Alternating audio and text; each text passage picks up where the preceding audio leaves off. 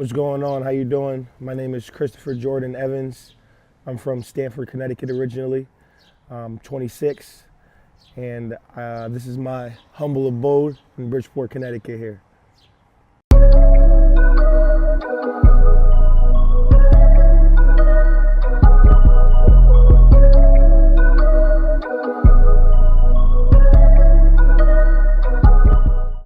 I'm excited to be doing this, excited to be helping out and telling my story a little bit, and I'm excited to share my passion and love for basketball.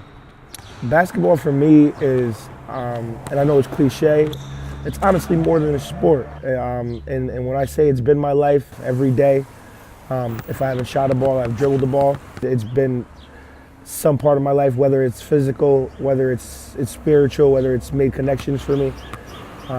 It's been huge. It's taken me places I thought I'd never go without it, to be honest.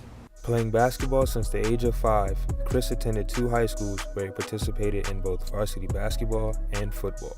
I did 4 years at Stanford High, so then I went on to do a postgraduate year up in Watertown at Taft. Although he was a 2-sport athlete in high school, Chris was offered a full scholarship to play Division I basketball. Sacred Heart was the school I went to first, played 3 years there, unbelievable freshman year, all-league freshman. Sophomore year, I'd say I hit like a sophomore stunt.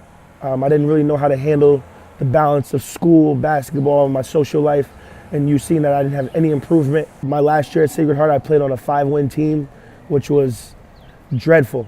Toward the end of his junior year at Sacred Heart, problems arose that caused a slight change in location for this young student athlete. Towards the end of that year, I had my own trouble on and off the court, and Coach Latina being the guy he is, we had a man-to-man meeting about what the program needed, what I needed personally next year as a senior, and that's how I found Charleston, West Virginia, where I played a year at the University of Charleston, and it was honestly my most successful college basketball year.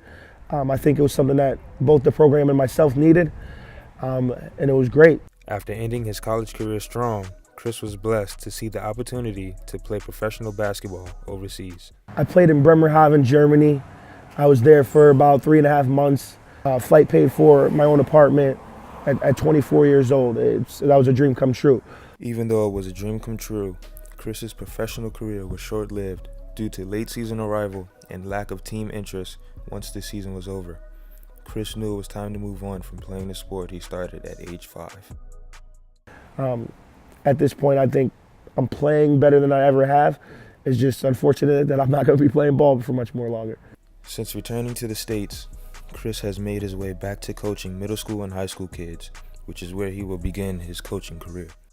Since I've left Germany, which is about 2 years now, I've been training kids in Stanford all the way up to the Bridgeport area. I've even worked at camp last summer in Waterbury, trying to improve their skill.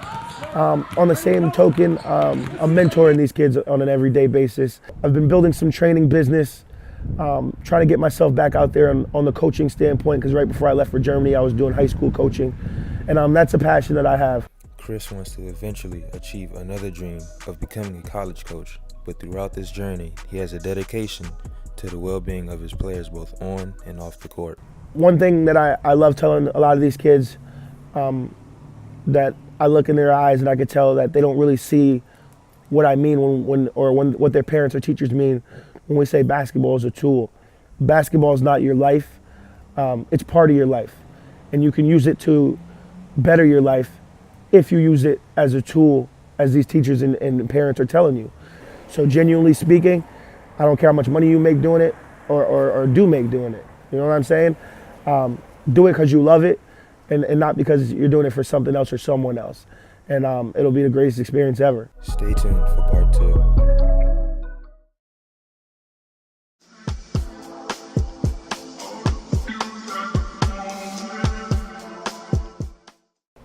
I didn't make it any better that 5-win season, obviously, because I was still doing the BS off the court, just being selfish. So later in the year, just to add icing on the cake, it went down as me failing to commit to team rules, but really I failed a drug test. The reason I said it was the icing on the cake was because prior to that time, I had been out of school for 6 months. We had missed the whole spring semester. When I say me, that's my roommate and I, Evan Kelly. I'm sure I could speak for both of us when I say it was probably the scariest times in our lives. My name is Evan Kelly. I'm from Norwalk, Connecticut. Went to Sacred Heart University, played there for 4 years. We kind of slipped up in the dorm rooms. We had an unfortunate mishap with a third roommate. And we got caught with a firearm. He had left a firearm in our room, and he had fled the situation, and the firearm was left on Evan and I. As you can imagine, these two were in a world of trouble and had no idea what was going to happen next. Not knowing where this firearm had come from, not knowing if it had been involved in a crime. I was shocked that it happened. I was kind of frozen at it. I thought it was a dream. We both thought it was a dream that it happened. That was something we had to deal with that a lot of people don't know. Some people in the Sacred Heart community do know. We were suspended indefinitely when it was found. Thankfully, with clean records and a lot of people vouching for us, fighting for us, us doing a lot of community service and handling it judicially and in the campus and off campus. After that spring, we were let back in school. So this was kind of like my second chance junior year, and I didn't take that seriously, and it burnt me. Chris and Evan are currently making strides in their lives now that the incident is behind them. With Evan continuing his career of playing and Chris moving on to coaching, it's just more reasons for them to bond and allow their friendship to grow. I'm currently just coming off a season playing in the Republic of Georgia, and we just actually left the gym, getting it in, working out, get a good sweat, get a good cardio workout, go to him. Chris is still coaching and training, so I always hit him up, when I'm trying to get a good workout in. Evan and I, we're just getting some skill work done, like we've been doing a lot this summer. But the training thing I really fell in love with. Coaching is what I want to do for the rest of my life. And obviously one of the most important people in my life to me is my little brother, Stanley. My little brother is 12 years old now. I stayed close to home when he was 4 years old. After having a great senior year and prep school run, I think Sacred Heart, being one of the first schools to recruit me and show me so much interest, and being in my backyard, made a lot of sense to stay close. Being close to family, them seeing all my home games.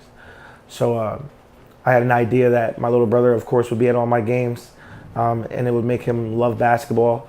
And here we are, 8 years later. I'm coaching him in travel basketball in a startup AAU program called the Connecticut Devils. And as well, I'm building this training program, and he has access to gyms, good coaching. Of course, I'm going to pat myself on the back, but I'm just really hard on him, to be honest. I fear him running into any troubles that I've had in the past. I fear him having any flaws I've had on or off the court. So I'm his biggest critic. I'm his biggest fan, but I'm always telling him what he does wrong first. And I think this relationship has been unbelievable, and it's only getting better, and it's unbelievable to watch him grow, to be honest.